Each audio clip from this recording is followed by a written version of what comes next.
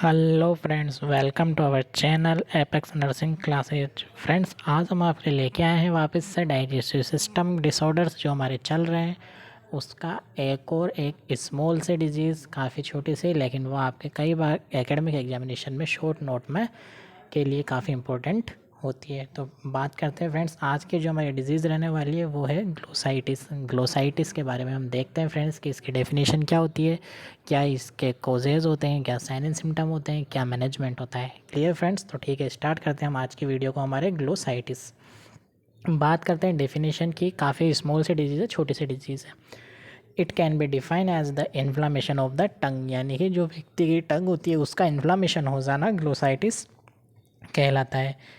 It as also known as a burning tongue syndrome, इसको और क्या बोलते हैं हम, बर्निंग टंग सिंड्रोम के नाम से भी जानते हैं। Clear friends? बात करते हैं हम इसके कोजेज और रिस्क फैक्टर की, ये किस कोज की वजह से या क्या कारण है जिस वजह से ये कंडीशन देखने को मिलती है। तो किसी भी प्रकार का कोई वायरल इन्फेक्शन है तो वायरल इन्फेक्शन की वजह से ये कंडीशन देखने को मिलती है। कोई बैक्टीरियल इन्फेक्शन है, माउथ ट्रॉमा हुआ है, आयरन डेफिशिएंसी मेन कोज होता है इसका friends, iron deficiency. Iron deficiency में भी कौन सा, जो विटामिन B12 होता है, विटामिन B12 की कमी के कारण से ये कंडीशन हमें मेनली देखने को मिलती है। और विटामिन B12 की कमी के कारण से एक एनीमिक कंडीशन होती है जिसको बोलते हैं मेनली परनीसियस एनीमिया। उस कंडीशन के वजह से ग्लोसाइटिस की कंडीशन हमें देखने को मिलती है।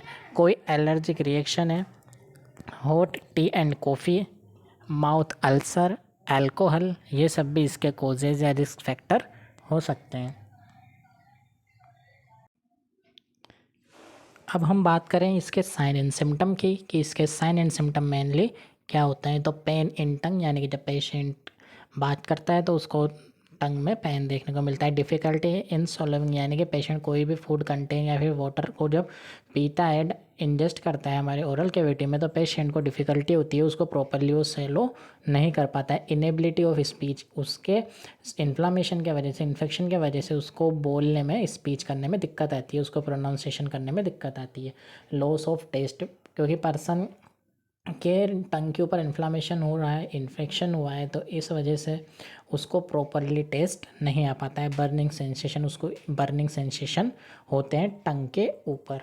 बात करते हैं हम इसके मैनेजमेंट की, कि इसका मैनेजमेंट कैसे होगा। एंटीवायरल मेडिसिन देंगे, असाइक्लोविर देंगे, एंटीबायोटिक्स देंगे जिससे इन्फ्लामेशन, इन्फेक्शन प्रिवेंट हो सके।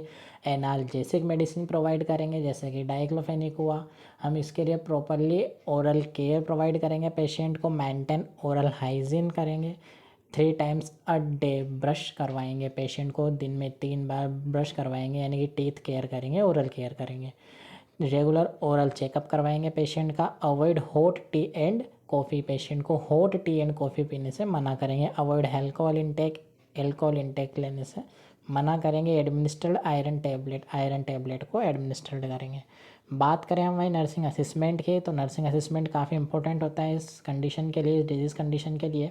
असिस्मेंट ऑफ पेन को असेस करेंगे। Monitor of vital sign check करेंगे, क्योंकि वाइटल साइन में टेम्परेचर आता है, पेशेंट को इन्फेक्शन हुआ है, इन्फेक्शन की वजह से कहीं उसके बॉडी के अंदर टेम्परेचर तो इंक्रीज़ नहीं हो रहा है, तो इस वजह से हम उसके प्रॉपर असेसमेंट करेंगे, वाइटल साइन का मॉनिटर करेंगे वाइटल साइन को। असेसमेंट ऑफ हाइजीन पैटर्न को असेसमेंट करेंगे प्रॉपर।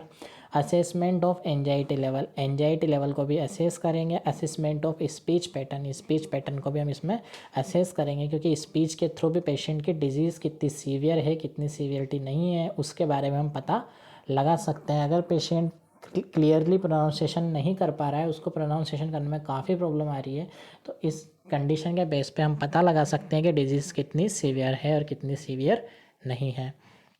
बात करें हम नर्सिंग डायग्नोसिस की, नर्सिंग डायग्नोसिस इसमें क्या क्या बन सकते हैं। मेनली सीवियर पेन बनेगा, क्योंकि सीवियर पेन होता है पेशेंट को डिजीज़ कंडीशन की वजह से।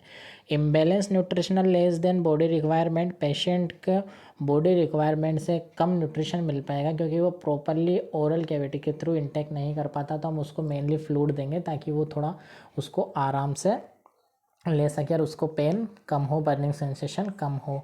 Patient anxiety related to disease condition, patient को एंजाइटी रहेगी रिगार्डिंग द डिजीज़ कंडीशन, क्योंकि उसको हमेशा एक डर बना रहेगा कि उसको एग्जैक्टली हुआ क्या है, वो क्यों और क्यों नहीं कर पा रहा है, उसको क्या प्रॉब्लम हो रही है, क्योंकि वो प्रॉपर फूड नहीं ले पा रहा, क्योंकि अगर उसको प्रॉपर फूड नहीं मिल पाएगा तो कहीं ना कहीं उसकी हेल्थ जो इम्प्रूवमेंट है उसमें भी दिक्कत आएगी, उसकी हेल्थ कहीं ना कहीं इम्पेयर्ड होगी। Knowledge deficient related to disease condition, patient को प्रॉपर नॉलेज नहीं है किस प्रकार ओरल कैविटी की केयर करनी है, किस प्रकार कॉम्प्लिकेशन से बचना है, क्या क्या हाइजीन मेंटेन रखनी है, किस टाइप का क्या उसको पेशेंट को इंस्पेक्शन करवाना है, पेशेंट को डॉक्टर के पास किस टाइम जाना है, प्रॉपर कौन से फूड को ले किस फूड को नहीं ले। तो यानी कि उसको हमें प्रॉपर नॉलेज प्रोवाइड करनी है, प्रॉपर इंटरवेंशन प्रोवाइड करना है नॉलेज के रिगार्डिंग।